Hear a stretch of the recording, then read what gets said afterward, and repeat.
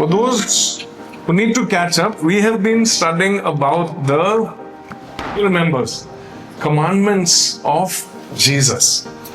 जो नहीं सुन पाए या मिस कर दिया है, हम उन्हें बताना चाहते हैं कि हम प्रभु यीशु मसीह की जो शिक्षाएं हैं उनके विषय में बात करते हुए आ रहे हैं. And this is what is actually the Christian life. This is how we are supposed to be if we believe in Christ. मतलब ये वो बातें हैं कि अगर हम विश्वासी हैं तो उसके हिसाब से हमें चलना चाहिए जो शिक्षाएं हम सीख रहे हैं. And the world judges us according to this because the world expects you and I as a believer to follow these things. और जो दुनिया के लोग हैं वो हमें इसी से हम लोगों का मतलब न्याय करते हैं इस शिक्षा को देख के. Is it easy? क्या ये आसान है? What do you think? Is it easy to follow Jesus?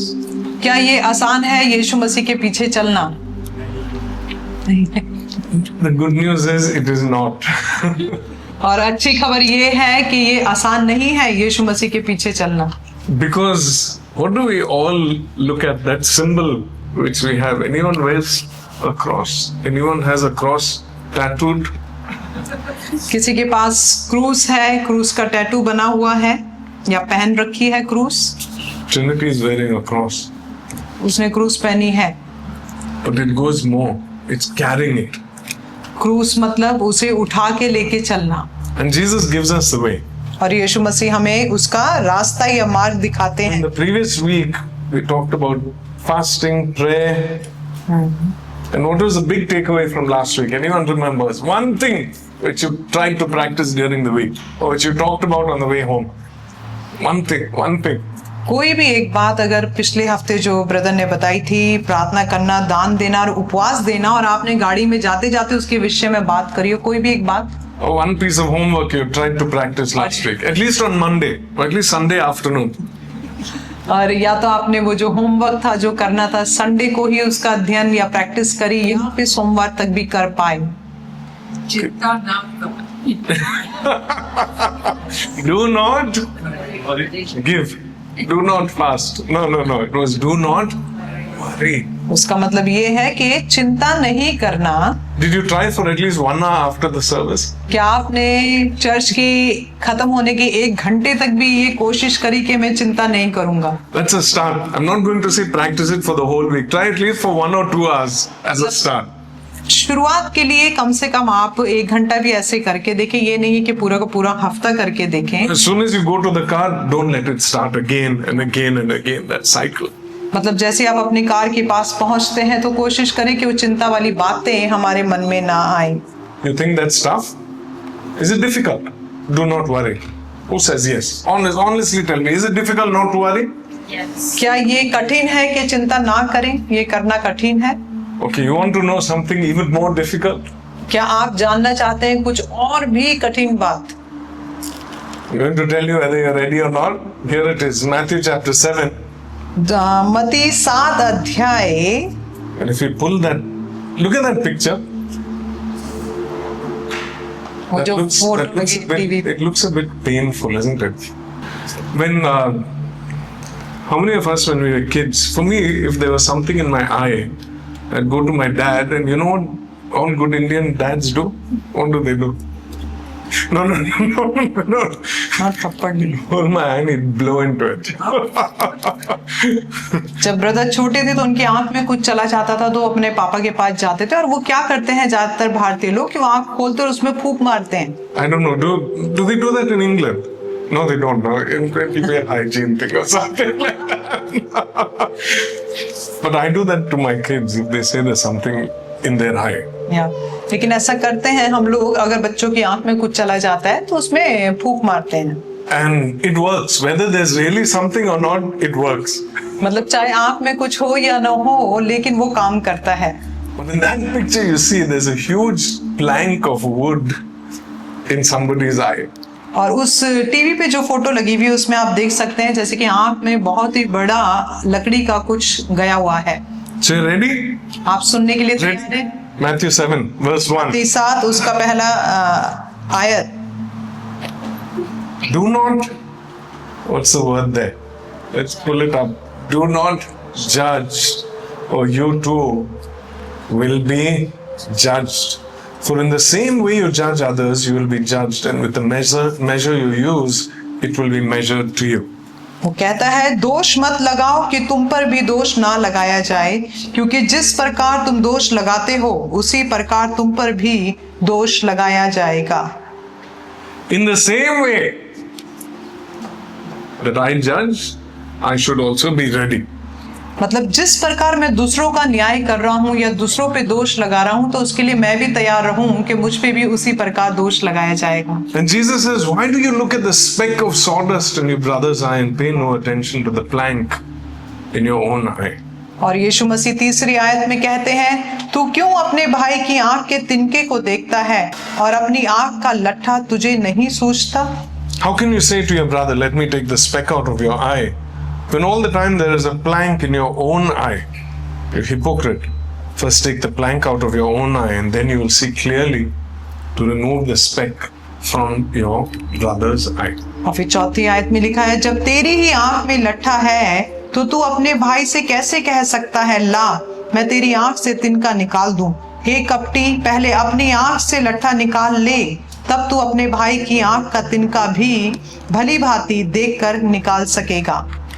Easy? आसान है क्या ये? Imagine if somebody said that. Imagine if someone in a conversation told you that to your face. मतलब सोच के देखिए, जब आप आपस में बातचीत कर रहे हैं और कोई आपके मुंह पे बोल दे, अरे भैया यही वाली बात बोल दे सीधा सीधा. Look at yourself first and then tell me. वो आपको कह दें कि पहले अपने आप को देख तब मुझे बोलियो. I see two sisters looking at each other. I'm not going to mention both. But these are tough words. मतलब ये बड़ी ही कठिन बातें हैं. And I can tell you, no human being, I don't have the right to tell you this is what you should do without me looking at myself. मतलब इंसान होने के नाते हम आपको नहीं बोल सकते कि ऐसे करना चाहिए बिना ये जाने कि हमें भी वो करना चाहिए. Friends, the issue here is Jesus is not just saying don't judge. He's saying first judge yourself. Then if you're okay, then you have a right to tell others. मतलब यीशु मसीह यहाँ पे ये नहीं कह रहे हैं कि किसी का न्याय मत करो या दोष मत लगाओ. वो कह रहे हैं कि पहले अपने को देखो, अपने को ठीक करके तब आप दूसरे को बता सकते हो. Because many times we have much bigger issues and we like to, that causes us to be guilty, and that's why we like to pull it out from other people. मतलब बहुत बार हमारे अंदर बहुत बड़ी दिक्कत होती है, तभी हम दूसरों को मतलब छोटी छोटी बातों पे देखने की कोशिश करते हैं. And a lot of times this comes from trauma. Many times it's our response to what has happened in our past. That's why we're always judging. We're always putting things on people. क्योंकि बहुत बार जो बीते हुए दिनों में हमारे साथ हुआ होता है, उसकी वजह से हम आज लोगों को उन पे ढूंढते हैं उनकी बातों को. And we refuse to be honest with ourselves. और हम लोग इनकार करते हैं अपने आप के साथ भी ईमानदार रहने के लिए. I think many times it's the most difficult to be honest with ourselves. मतलब बहुत बार बहुत ही कठिन हो जाता है अपने आप के लिए भी ईमानदार रहना. Is it easy? क्या ये आसान है? Is it easy to actually look into the mirror and introspect and say, this is the person I really am? क्या ये आसान है कि अपने आप को शीशे में देखें और बोले कि ये है वो असली इंसान, शीशे में अपने को देख के? It's the most easiest thing for me to point out faults in everybody else. मतलब सबसे आसान बात होगी दूसरों के ऊपर दोष लगाने के लिए. How many of us as parents, we don't like our children on the phone all the time? हम में से ऐसे कितने माता पिता हैं जो बिल्कुल पसंद नहीं करते हैं अपने बच्चों को हमेशा फोन पे देखते हुए. I have to introspect and check, am I on the phone so much that if I tell my children don't be on the phone, they'll say, yeah, but you are on the phone more than I am.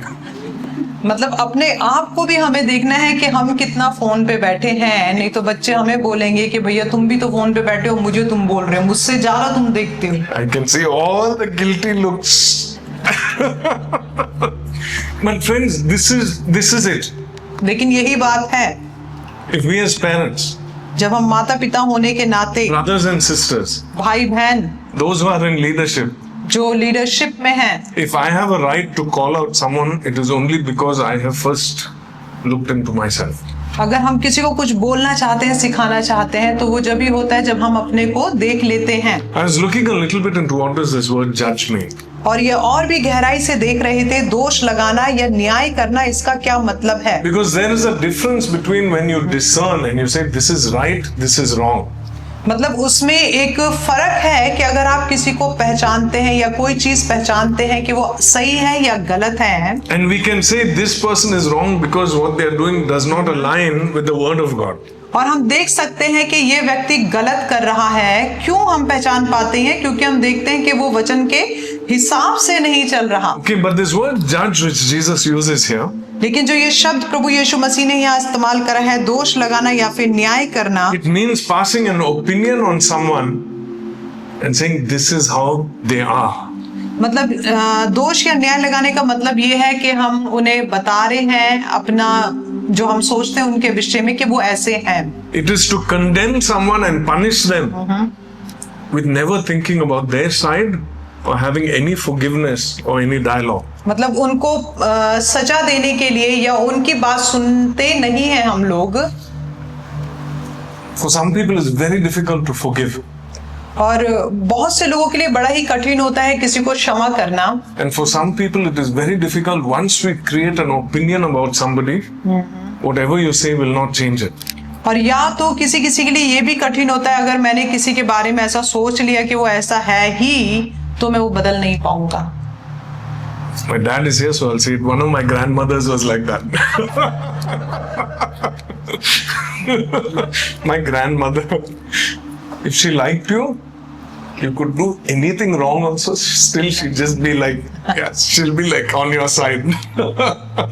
मतलब इनकी एक दादी ऐसी थी, मतलब दोनों दादियों में से एक ऐसी थी कि भाई अगर वो किसी को पसंद नहीं करती थी तो वो करती ही नहीं थी, और अगर वो आपको पसंद करती है, चाहे आप कितनी भी गलती कर दें, लेकिन वो फिर भी आपको पसंद करेंगी। It was so strange. मतलब बड़ी ही अजीब बात। And we try and convince her that this person is a good person. No, she will not believe it.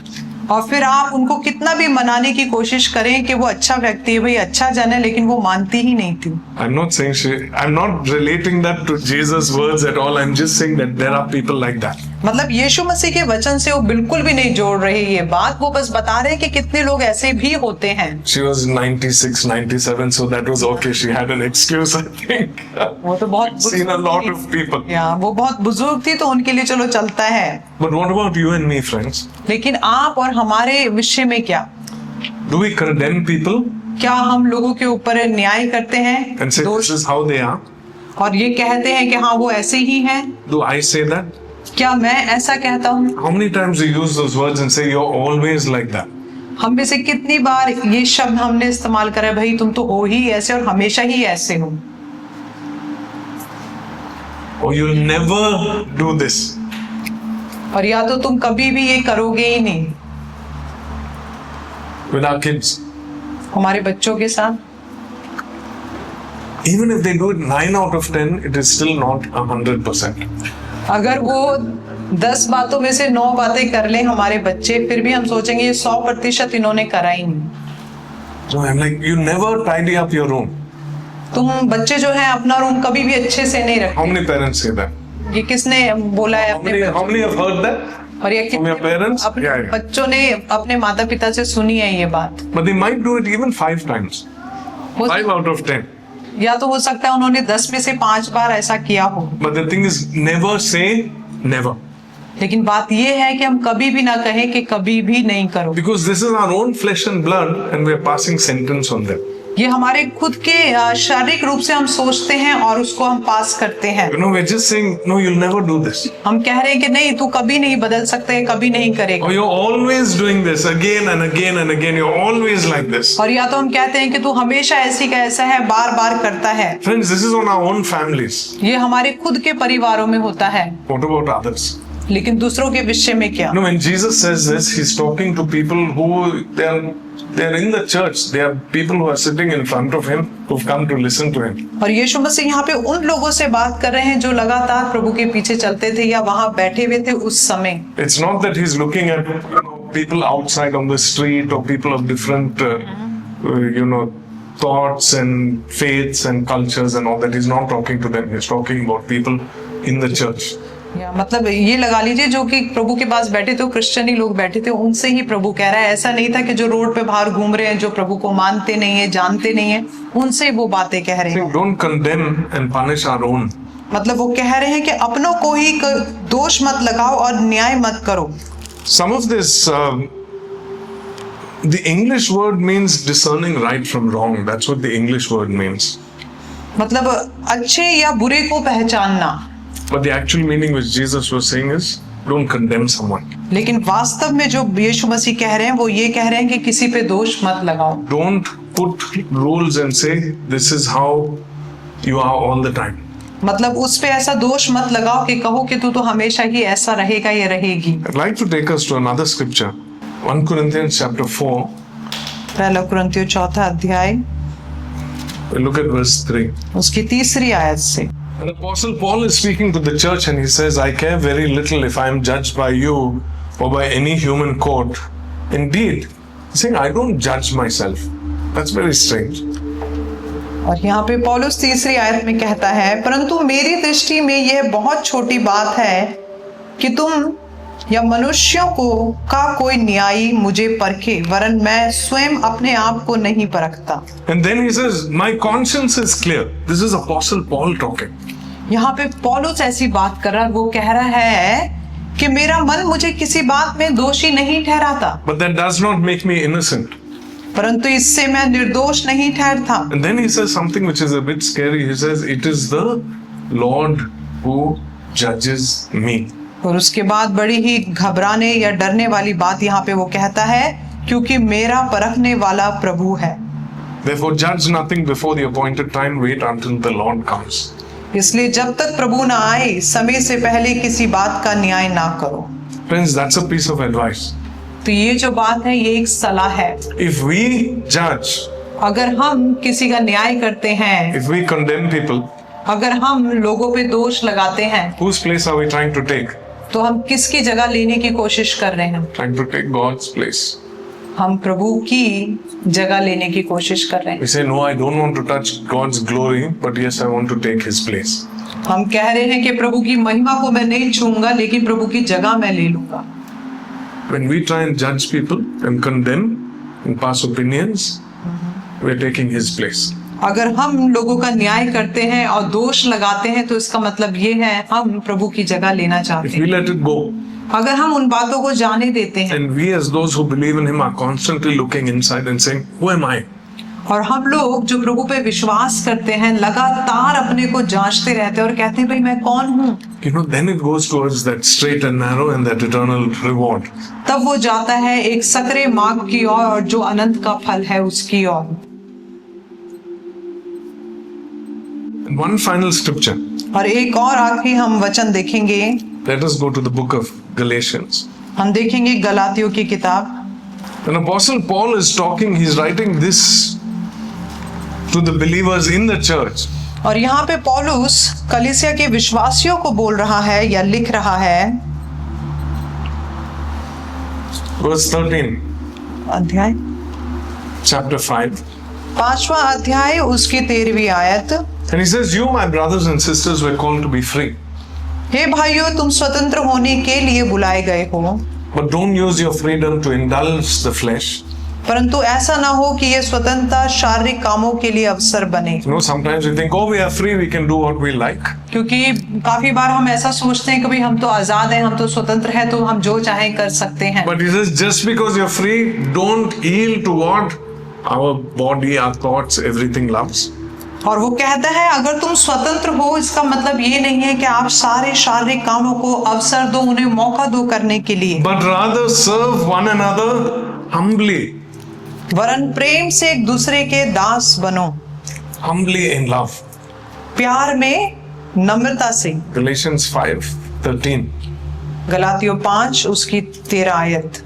It says, serve one another with humility. वो कहता है एक दूसरे की हम सेवा करें, दास बने एक दूसरे के नम्रता के साथ। Because we can actually serve one another with pride. क्यों? क्योंकि हम वास्तव में एक दूसरे की सेवा कर सकते हैं घमंड से भी। And he says, for the entire law is fulfilled in keeping this one command, love your neighbor as yourself. क्योंकि सारी व्यवस्था इस एक ही बात में पूरी हो जाती है, तू अपने पड़ोसी से अपने समान प्रेम रख। Really? सच में Love my neighbor how I love myself. ऐसे प्यार करना है अपने पड़ोसी को जैसे हम खुद को प्यार करते हैं। Is that easy? क्या ये आसान है? Look at your neighbor. आप अपने पड़ोसी को, Some people are like, no, I'm not even gonna look at my neighbor. But we do love ourselves. लेकिन हम अपने आप को प्यार करते हैं। Are we willing to spend that same time and effort? क्या वही समय और ताकत हम लगाना चाहते हैं?